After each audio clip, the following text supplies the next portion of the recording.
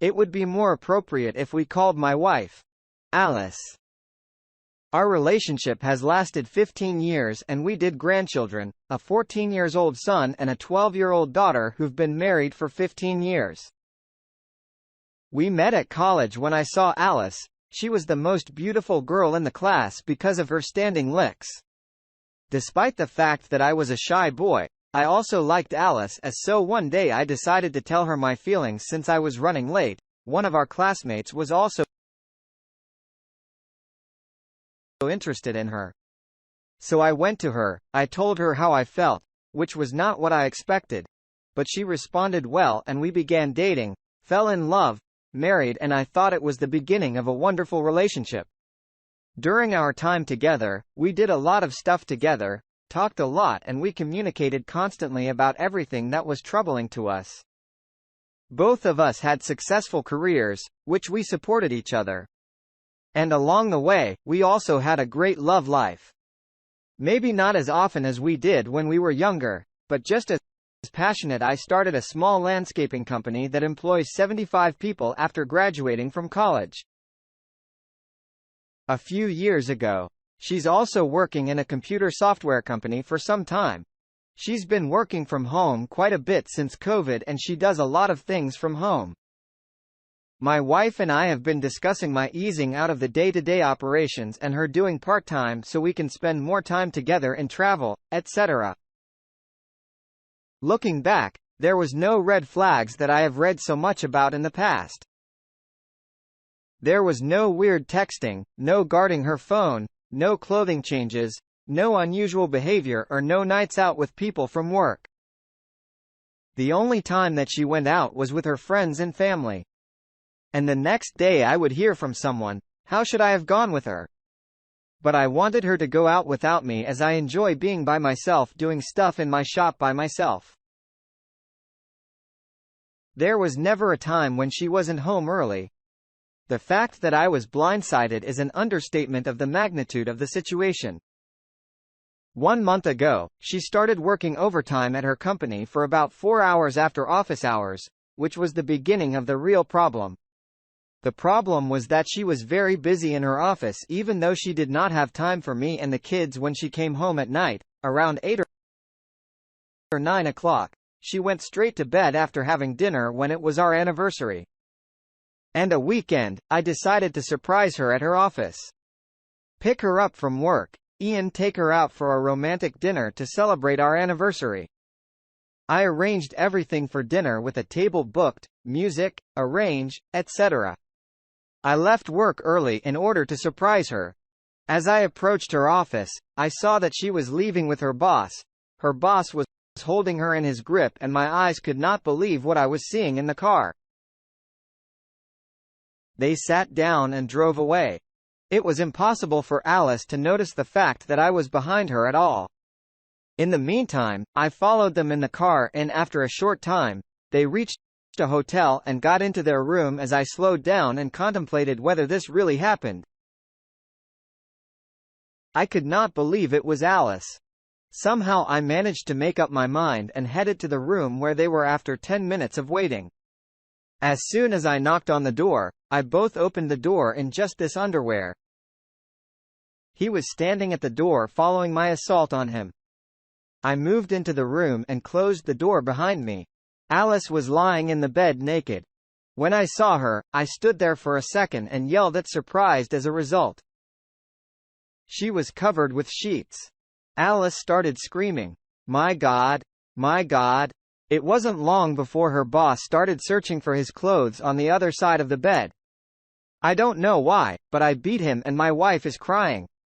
"I'm sorry," over and over again. Backing up to the door.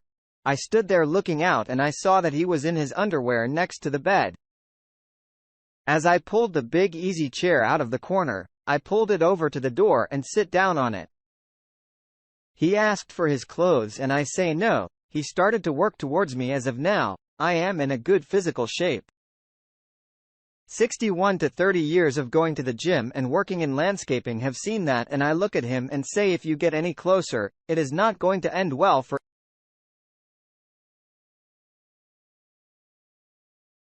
either of us. Why don't you just sit down, because you'll probably be in the hospital and I'll be probably in the jail if you don't sit down. Now, she was now sobbing into the pillows as he sits down.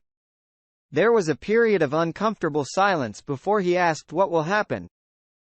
Now, the answer I give is that I have no idea. The wife is still crying a little bit, but she's sitting up after a while. Finally, I pull my phone out and tell them that they're going to tell me everything while I record it all. They're explaining everything to me. The two of them stare to each other and my wife asks what I mean. When I say everything, I say how it started, how long it has been going on, when were hotels, dinners, etc. I say everything. There is only one time and I yell at my wife and she says it's the only time I do it. It is impossible that you would feel comfortable enough to bring him to bed. It is very likely that I'll walk out that door and find a divorced liar. If you lie to me again, once again, she begins to cry. Over the next 10 to 15 minutes, everything is going to be spilled out. It's been going on for over 7 months now. In the beginning, he flirted with her a bit and after a while he asked her out to lunch. So she said yes. A couple of beverages later, they were at lodging. She returned home to me that evening like nothing occurred.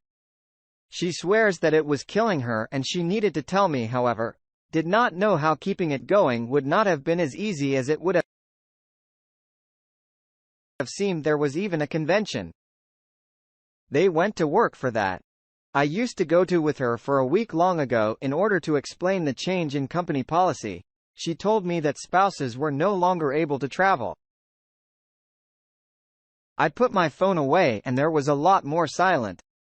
Suddenly I came up with an idea. As I looked through his clothes, I find his phone and ask him for his passcode in order to unlock it. I got it from him and I started looking through his phone. As soon as he gave it to me, there are some pictures of a woman that I assume is his wife. And I ask her name based on the pictures. I find Carol is what he said. There's no doubt that she's a beautiful woman, but she is not as pretty as my Alice. I tell him there are more pictures of the kids, finding out that he has 3 and finally getting a family picture of all of them all together.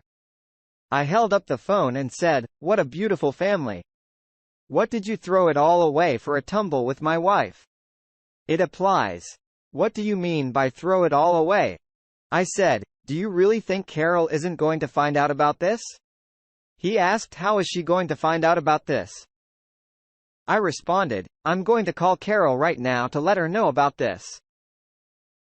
Then he stands up and says, no, you can't do that. When my wife heard this, she screamed up, please. You can't do this to him. My mind was blank.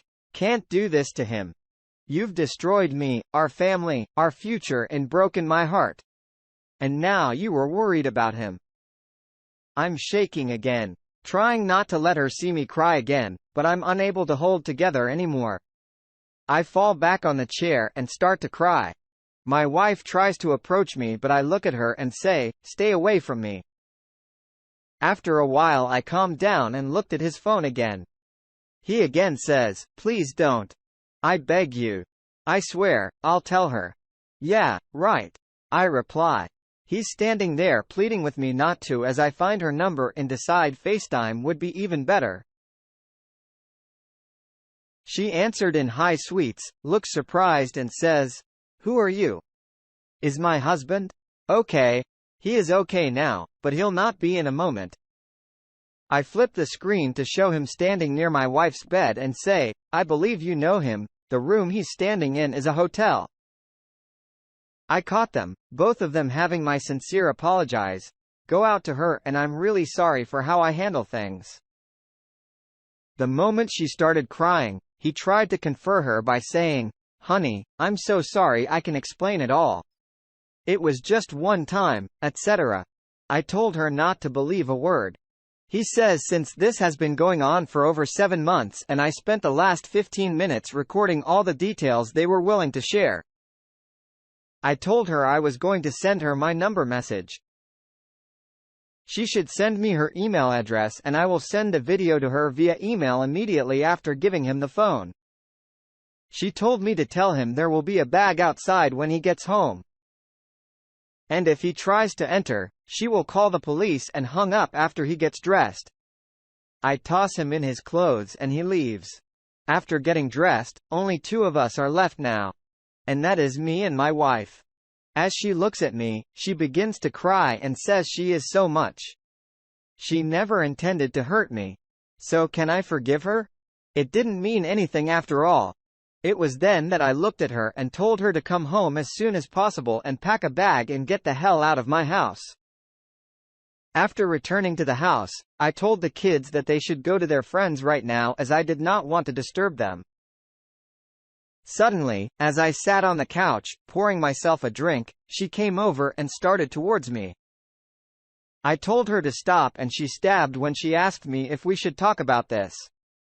I told her we should maybe, just maybe, but not now. It was going to be really challenging for her not to look for a divorced lawyer, and she started crying again when she looks at me. I know that she's about to say I love you. My response to her is, don't you dare say that right now, because I don't think I will believe it again.